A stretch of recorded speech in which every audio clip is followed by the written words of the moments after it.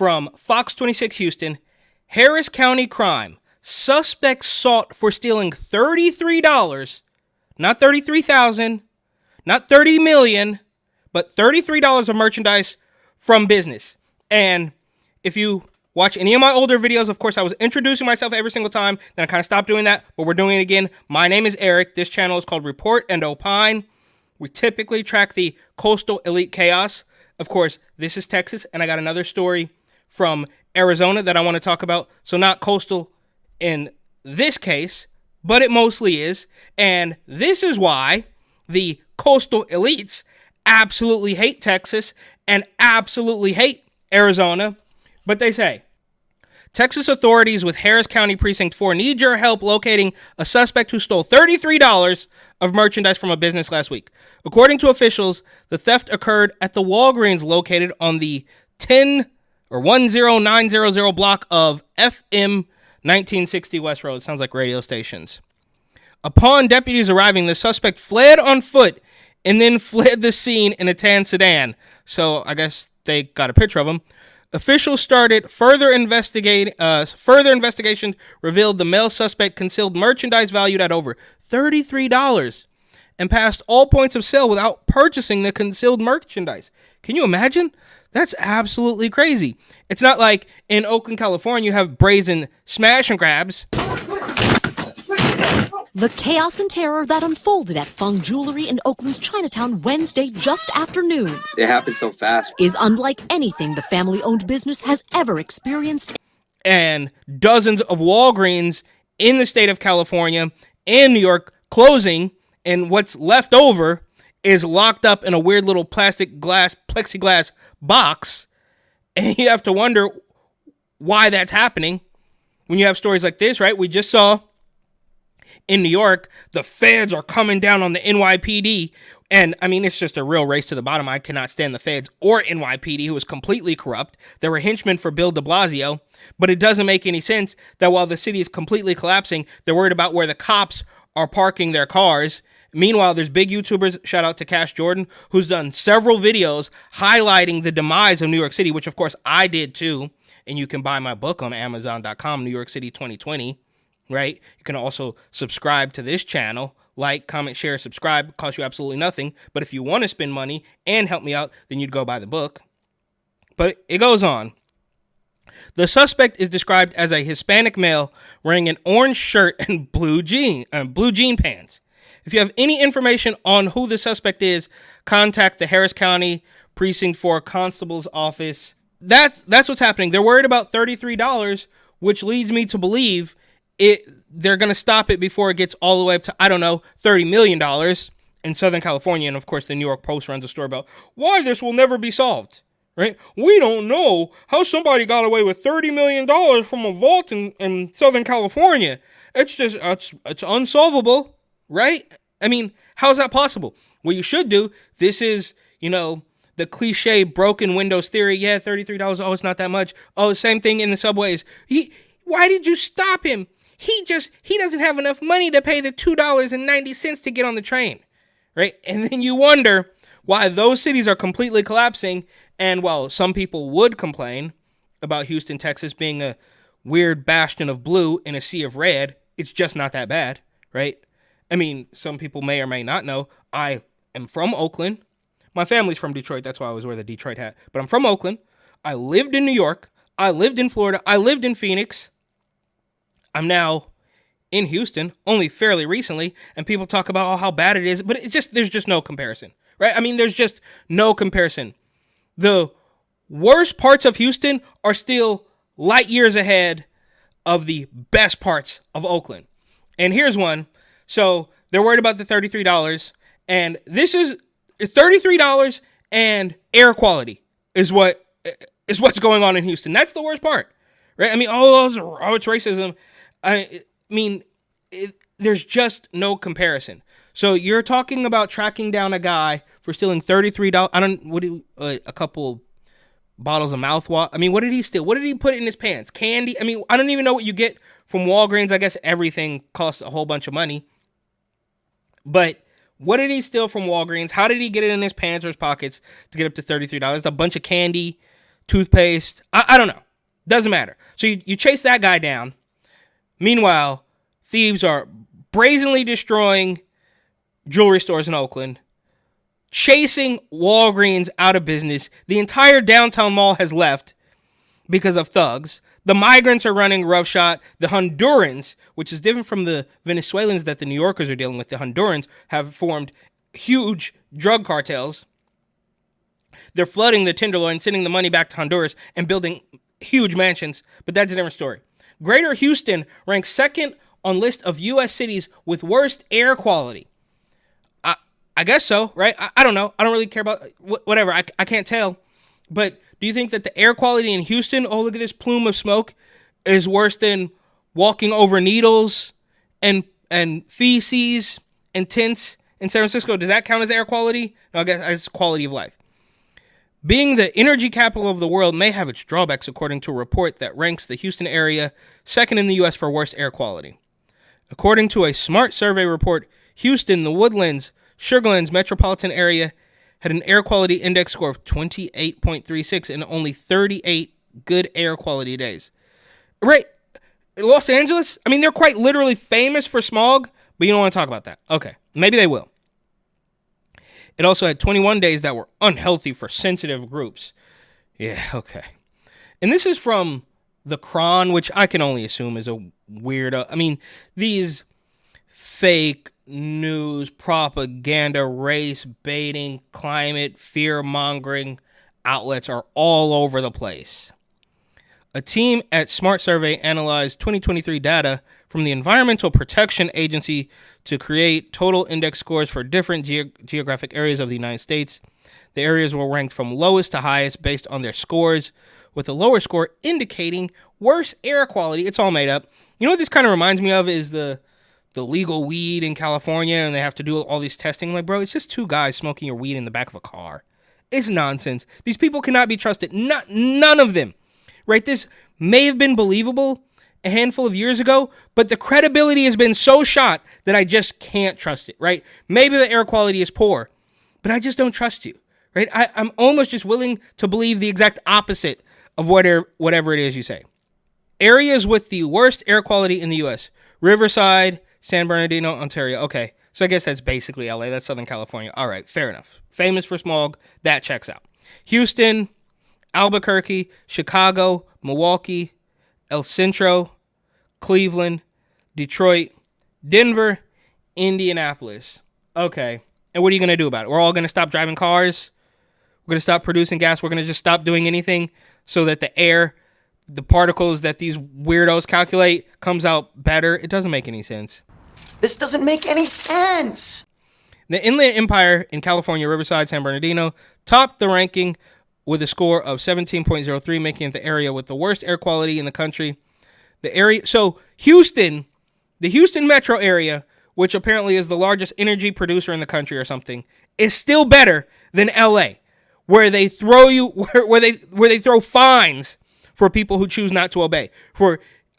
You will face penalties if you don't recycle. Businesses can't use plastic gift cards. Paper straws are used to drink Jamba Juice, which doesn't make any sense. So while you're producing enough energy for the entire city and maybe much larger, I don't know, maybe the entire country, I don't know.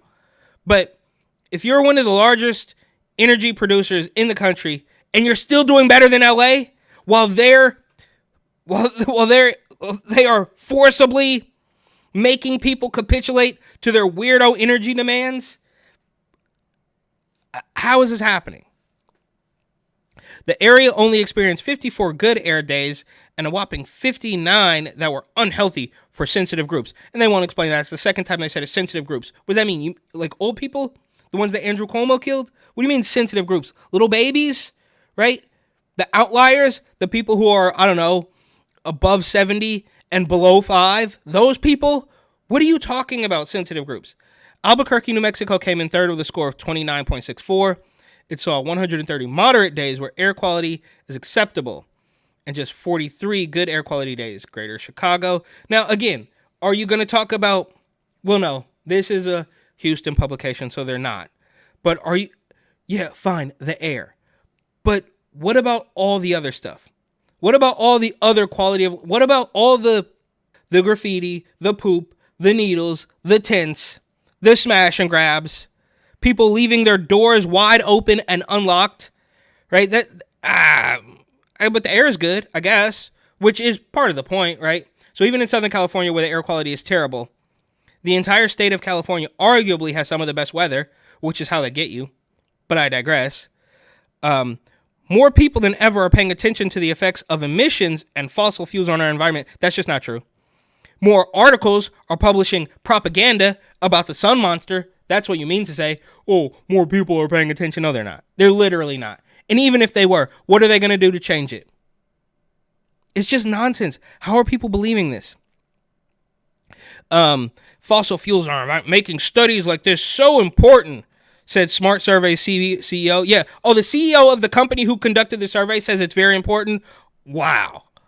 Identifying the areas in the U.S. with the worst air quality based on empirical evidence and data brings awareness to how the air we breathe can be unhealthy or even hazardous.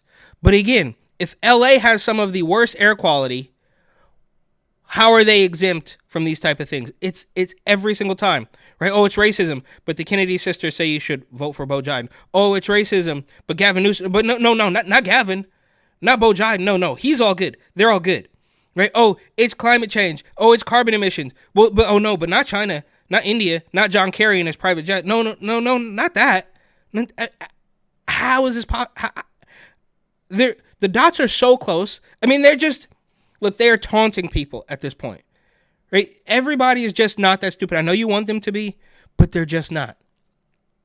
According to the Houston Air Alliance, oil refineries and petrochemical facilities are significant sources of pollution for the region, releasing air pollutants such as sulfur dioxide, nitrogen oxides, and particulate matter, among others.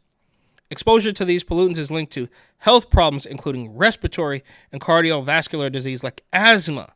Yep, okay. So asthma, flood, drought, hurricane, tornado, earthquake, eclipse, everything comes back to climate change. Got it, right? And that's why this is so sinister. As much as I can't stand the transformer agenda, that is concrete. You can see it. It is painful. It stinks, quite literally. Read some of the Reddit horror stories. But that you can prove, right? And somebody would have to admit that they are just completely out of touch after you show them some of that. But with this climate change stuff, the air, that's in the wind, bro. Those goalposts are going to move constantly. It's real whack-a-mole stuff. And here's the best part. Historical land discrimination and zoning policies make black and brown communities more likely to suffer the greatest exposure to these pollutants and their negative health effects. Are you kidding me? At the very end, they say, yeah, the air quality in Houston is racist. I guess I wouldn't expect any less, right? You kind of think that Houston but the same thing when I was in South Dakota for a little bit, the local news channels, they're all in on it. They're trying to convince you. But luckily, I hope, I pray that the people of Texas aren't quite going for it. And here's another one. Again, this is, I guess, sort of a compilation on why the left hates Texas and Arizona. Really quickly, that'll be the last one. But let's see. Family of 5 trespassers takes over home. I told him, I said, this is my house. You can't stay here. I'm trying to sell it. You need to get out. And that's when he told me, he said, well, just give me like 1 week or 2 weeks. This house on Wicklow is Richard Ibarra's inheritance from his late father. He says about a month ago, a family of 5 decided to settle in without permission and without regard. Ibarra says he's maintained the house while it's been vacant and paid the property taxes. Records show those taxes cost him $2,600 last year, but he says there's no running water or electricity. It's just unsettling for me. There should not be anybody living in there. The house is really not livable. That's why I never rented it out. And so there's no lease agreement between me and the occupants. Yet when HPD showed up to take a police report, Ibarra overheard one of them say there was an agreement. I'm hurt because of the fact that I said, hey, you need to move out, and I it's just too much sometimes. in the past couple months, and maybe this has been happening for years, I truly do not know, but in the past couple months, it's been nonstop squatter stories. And I don't know, I didn't tap the link in bio and read more about this story, but I can almost be certain that they nipped this in the bud quick. There's signs all over the city of Houston that says deeds required or something, which I don't know if that's new. I don't know if that's because of all these recent news stories, but like there's quite literally, and DeSantis did something too, but there's quite literally signs saying you need to have a deed, right? But in New York and California, they just let these people run roughshod. And here's the last one, which is not in Texas, but in Arizona. George Kelly trial. Mistrial declared for Arizona border rancher accused of eliminating a migrant. And this is absolutely crazy. Fox 10 Phoenix. A mistrial has been declared in the trial of George Allen Kelly, an Arizona rancher charged with fatally shooting an unarmed migrant on his property near the U.S.-Mexico border. Oh, he was unarmed. I mean, I guess, right, what we should do is arm the migrants, which, of course, they want to do, right? They don't want to arm American citizens. That, that's not absolute. The Second Amendment, take that with a grain of salt. But he was unarmed. How dare you shoot an unarmed criminal migrant on his property? The latest development came after Judge Thomas Fink sent jurors home for the weekend on April 19th. Jurors failed to reach a verdict on that day.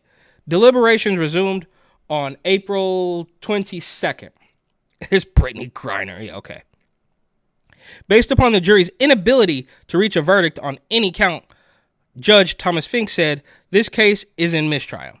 The Santa Cruz County Attorney's Office can still decide whether to retry Kelly for any. So this man can quite literally commit a crime, show up on his property. A mistrial is declared after he is eliminated by the property owner, and we can maybe do it again. He was unarmed. You're kidding! Judge. This goes in with everything else, right? Oh, the NYPD parking on the sidewalk, can't have that. Oh, Pamela Price, the Alameda County DA, brings a case against cops that the former DA wouldn't bring because they're absolutely rabid and drunk on power, and they will stop at nothing to destroy some of California's biggest cities and eventually try to take that nationwide. A status hearing was scheduled for next Monday afternoon when prosecutors could inform the judge if they plan to refile the case. Prosecutors did not immediately respond to emailed requests for additional comment. The jury got the case after nearly a 1-month trial and a presidential election year that has drawn widespread interest in border security. Some of the political right have supported the rancher as anti-migrant rhetoric and presidential campaigning heats up. And, bro, he was an illegal. Right? You're the ones amping up the rhetoric and trying to conflate the two to pull the wool over people's eyes, but it has just gotten too bad. Even in New York, right? Even in New York, they're like, all right, enough of this. They're outside the bodega chanting Trump because you guys have allowed these people to do whatever it is they want. Kelly, 75, was charged with second-degree murder in the January 30, 2023 shooting of Gabriel Cuen, whatever.